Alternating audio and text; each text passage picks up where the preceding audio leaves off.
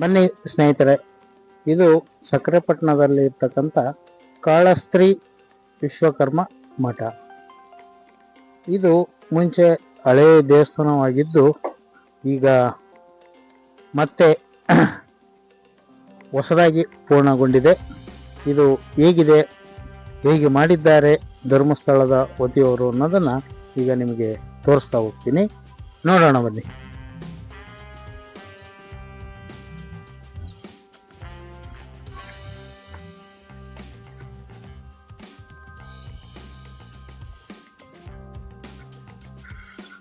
ದೇವಸ್ಥಾನ ಮೆಟ್ಟಿಲುಗಳು ಮುಂಚೆ ಎಲ್ಲ ಮಣ್ಣು ಈ ಥರ ಮೆಟ್ಟಿಲುಗಳು ಇರಲಿಲ್ಲ. ಈಗ ಈ ದೇವಸ್ಥಾನವನ್ನು ಅಭಿವೃದ್ಧಿಗಾಗಿ ಧರ್ಮಸ್ಥಳ ಶ್ರೀ ಹೆಗ್ಡೆಯವರು ಇದನ್ನು ಸಂಪೂರ್ಣವಾಗಿ ಹೊಸದಾಗಿ ನಿರ್ಮಾಣ ಮಾಡಿರ್ತಕ್ಕಂಥ ಕಾಳಸ್ತ್ರೀ ಸ್ವಾಮಿ ದೇವಸ್ಥಾನ.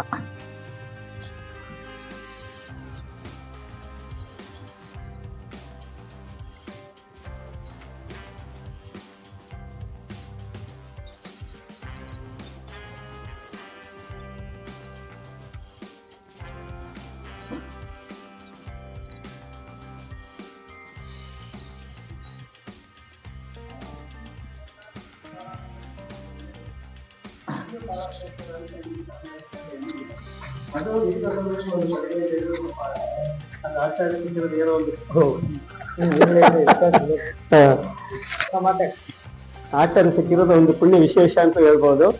1000 ವರ್ಷ ಇತಿಹಾಸ ಇರ್ತಕ್ಕಂಥ ಈ ಒಂದು ಪುಣ್ಯಕ್ಷೇತ್ರ ಕಾಲಾಂತರದಿಂದ ಒಂದು ಪೂಜಾ ಕೈಂಕರ್ಯದಲ್ಲಿ ಹಿಂದುಳಿದ್ಬಿಟ್ಟು ಸ್ವಲ್ಪ ವಿಳಂಬ ಆಗಿ 100 ವರ್ಷಗಳ ಕಾಲ ಪಾಳು ಬಿದ್ದು ಹೋಗ್ಬಿಟ್ಟು ಅದನ್ನು ಅಪ್ಪಿ ತಪ್ಪಿ ಎಲ್ಲ ಉಳಿದವರೆಲ್ಲ ಸ್ವಲ್ಪ ಆಗಿಂದಾಗೆ ಬಂದ ಪೂಜೆ ಪುರಸ್ಕಾರಗಳನ್ನು ಮಾಡ್ಕೊಳ್ಳೋದು ಹೋಗೋದು, ಯಾವುದೇ ಅಭಿವೃದ್ಧಿ ಕಾರ್ಯಗಳನ್ನು ಮಾಡಲಿಕ್ಕೆ ಸಾಧ್ಯವಾಗ್ತಾ ಇರಲಿಲ್ಲ. ಇಂಥ ಒಂದು ಕಾಳಹಸ್ತೇಶ್ವರ ದೇವಸ್ಥಾನವನ್ನ ಈ ಒಂದು 4-5 ವರ್ಷಗಳಲ್ಲಿ ನಾವು ಎಲ್ಲ ಸೇರ್ಕೊಂಡು ಒಂದು ಸಮಿತಿಯ ರಚನೆ ಮಾಡ್ಕೊಂಡು ಇದನ್ನಾರ ಮಾಡಿ ಉತ್ತೀರ್ಣ ಮಾಡಬೇಕು ಅಂತ ಹೇಳಿ ವೀರೇಂದ್ರ ಹೆಗ್ಗಡೆ ಅವರ ಸಂಪರ್ಕವನ್ನು ಮಾಡಿ ವೀರೇಂದ್ರ ಹೆಗ್ಗಡೆ ಅವರ ಸಹಕಾರದಲ್ಲಿ ಈ ದೇವಾಲಯ ನಿರ್ಮಾಣ. ಅದಕ್ಕೂ ಕಾರಣಕರ್ತರು ಅಂದ್ರೆ ನಮ್ಮ ಹರೇಮಂಡಲ ಸ್ವಾಮೀಜಿ, ಶ್ರೀ ಸುಜ್ಞಾನಮೂರ್ತಿ ಸ್ವಾಮಿಗಳು ಅವರ ನೇತೃತ್ವದಲ್ಲಿ. ಅವರು ಯಾವುದೇ ಸ್ವಾಮೀಜಿಗಳು ಯಾರು ಸ್ವಾಮೀಜಿಗಳು ದುಡ್ಡು ಕೊಟ್ಟರು ಅಂತ ಕೇಳಿಲ್ಲ. ಅವರು ಒಂದು 60-70 ಸಾವಿರ ರೂಪಾಯಿ ದುಡ್ಡ ಮೊದಲೇ ದೇವಸ್ಥಾನ ಮಾಡಿ ಅಂತ ಕೊಟ್ಟರು.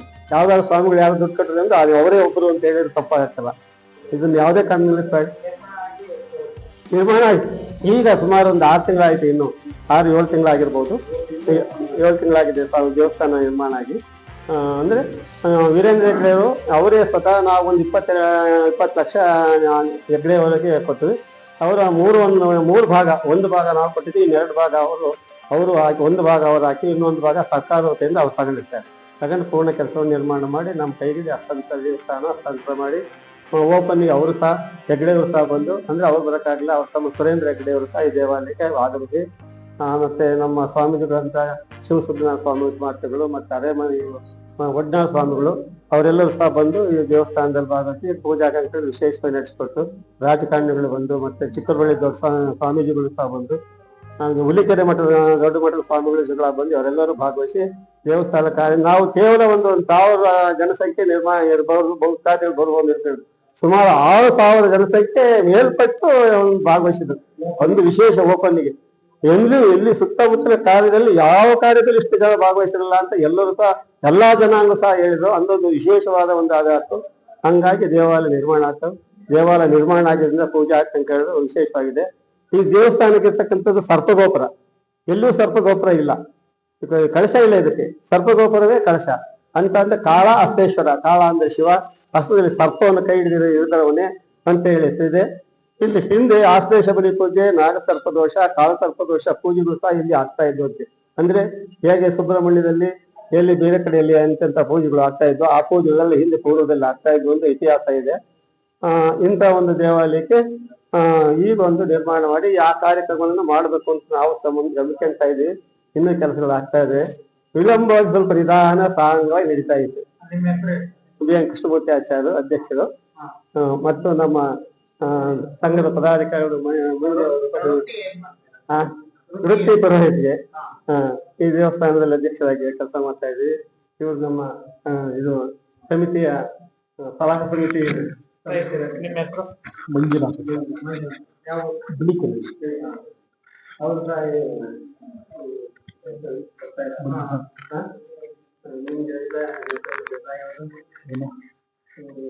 ಸಂಘಟನಾ ಕಾರ್ಯ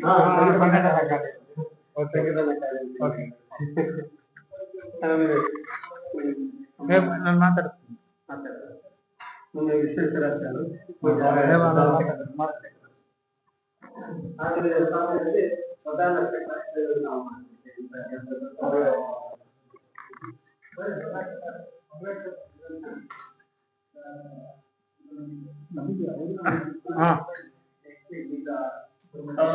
ಅವರು ಕೂಡ ಹೊಸದುರ್ಗ ಹತ್ರ ಬೋಕಿಕೆರೆ ಅಂತ ಅವರು ಕೂಡ ಕಾಳಿಕಾ ದೇವಸ್ಥಾನವನ್ನ ಈಗ ಅತಿ ಶೀಘ್ರದಲ್ಲಿ ನಿರ್ಮಾಣ ಮಾಡೋ ಉಪಾಧ್ಯಕ್ಷ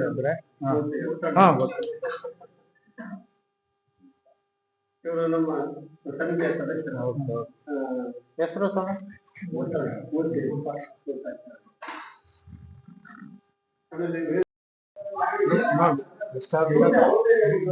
ತೀರಾ ಆಡಲು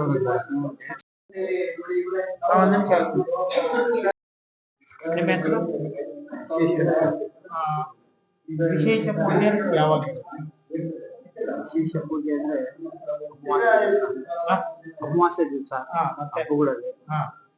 ಈಗ ಶ್ರಾವಣ ಮಾಸದಲ್ಲಿ ವಿಶೇಷ ಪೂಜೆ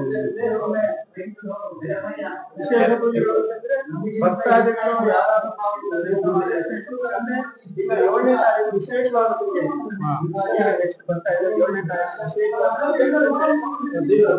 ನಮಸ್ಕಾರ, ರುದ್ರಪಾರಾಯಣ ಎಲ್ಲವೂ ಕಾರ್ಯಕ್ರಮವನ್ನು ಇಟ್ಕೊಂಡಿದ್ದೀವಿ. ಪ್ರಮೋದ್ ಅಂತ ಚಿಕ್ಕಂದ್ರ ಅವರು ವಹಿಸ್ಕೊಂಡಿದ್ರೆ ನಿಷ್ಪತ್ತಿದ್ದೇವೆ. ನೀವು ಬನ್ನಿ. ವಿಶೇಷವಾಗಿ ಅಂದ್ರೆ ಮಾಡಿಲ್ಲ ವಿಶೇಷ ಪೂಜೆ ನಾವೆಲ್ಲ ಬನ್ನಿ ನಮ್ಮಲ್ಲಿ ಮದುವೆ ಮಾಡ್ತೀವಿ.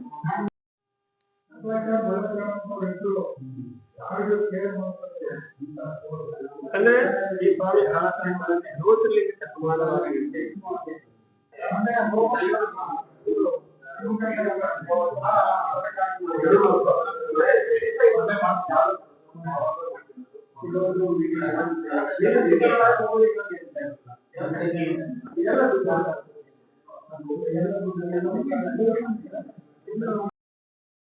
ಕಾಲದಲ್ಲಿ ಈ ದೇವಾಲಯ ಆಗಿರೋದು ಅಂತ ಪೂರ್ವಿಕರು ಅಂದಾಜು ಪಟ್ಟು ಹೇಳಿದ್ದಾರೆ. ಯಾಕೆಂದ್ರೆ ಉಳಿದ ಅವಶೇಷಗಳನ್ನು ಆ ಒಂದು ಯಾರು ವೈಷ್ಣವರ ಕಾಲದಲ್ಲಿ ಮತ್ತೆ ಚಾಲುಕ್ಯರ ಕಾಲದಲ್ಲಿ ಹೊಯ್ಸಳರ ಕಾಲದಲ್ಲಿ ಈ ದೇವಾಲಯ ನಿರ್ಮಾಣ ಆಯ್ತು ಅಂತ ಹೇಳಿ ಬಿಟ್ಟು ಹೇಳ್ತಾರೆ. ಇದು ನವರಂಗ. ನವರಂಗ ಅಂದ್ರೆ ಮೇಲೊಂದು ತುಂಬಾ ಚೆನ್ನಾಗಿದೆ.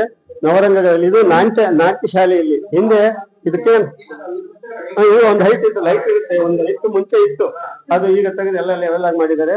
ಈಗ ಇದ್ರಲ್ಲಿ ಭರತನಾಟ್ಯ ಮಾಡ್ತಕ್ಕಂಥದ್ದು ಅಂದ್ರೆ ರಾಜ ಮಹಾರಾಜಗಳಾಗಲಿ ಅಯ್ಯೋ ನವರಂಗ ಅಂದ್ರೆ ಒಬ್ರು ಮಹಾರಾಜ ಎಷ್ಟು ಸ್ಥಾನಕ್ಕೆ ಕೂತ್ಕೊಳ್ತಾರೆ, ಆ ಕಡೆ ಈ ಕಡೆ ಮಂತ್ರಿಗಳು ಕೊಡ್ತಾರೆ, ಸೇನಾಧಿಪತಿಗಳು ಸಾಮಂತರು ಹಿಂಗೆಲ್ಲ ಕೂತು ಇದ್ರ ನಾಟ್ಯ ಮಾಡೋದು ವೀಕ್ಷಣೆ ಮಾಡ್ತಾ ಇದ್ರು. ಅಂತ ಒಂದು ಪುಣ್ಯಕ್ಷೇತ್ರ ಅಂತ ಹೇಳ್ಬಿಟ್ಟು ಹಿಂದಿನವ್ರು ಹೇಳ್ತಾ ಇದ್ರು. ಅದನ್ನ ನಾವು ಕೇಳಿದೀವಿ.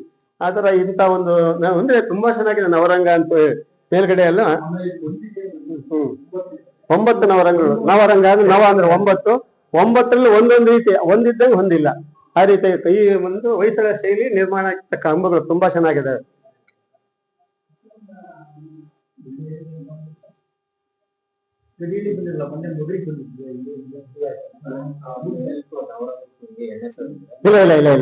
ಇಲ್ಲ ಇದು ಪುಸ್ತಕ ತಾಡ್ಬಿಟ್ರು ಆಮೇಲೆ ಬೈದು ಗಲಾಟೆ ಮಾಡಿದ್ರು.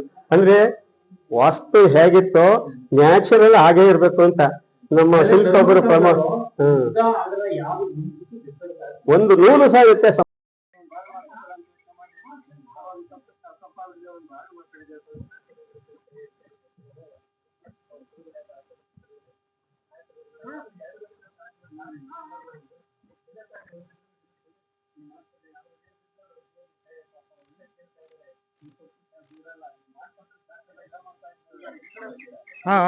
ಒಂಚೂರು ಇತಿಹಾಸ ನಾನು ಹುಡುಕ್ತೀನಿ. ಇತಿಹಾಸ ಏನಾರ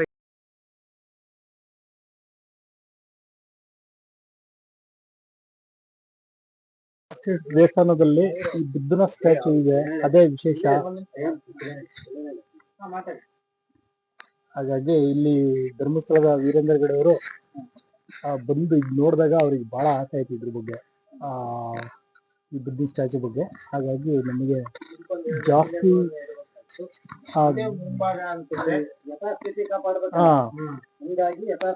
ಅವರು ಬಹಳ ಮುತುರ್ಜಿ ವಹಿಸಿ ಪಾಪ ನಮ್ಗೆ ಡೋರ್ಗಳು ಒಂದೆರಡು ಫ್ರಂಟ್ಗೆ ಎಲ್ಲ ಮಾಡ್ಕೊಟ್ರು.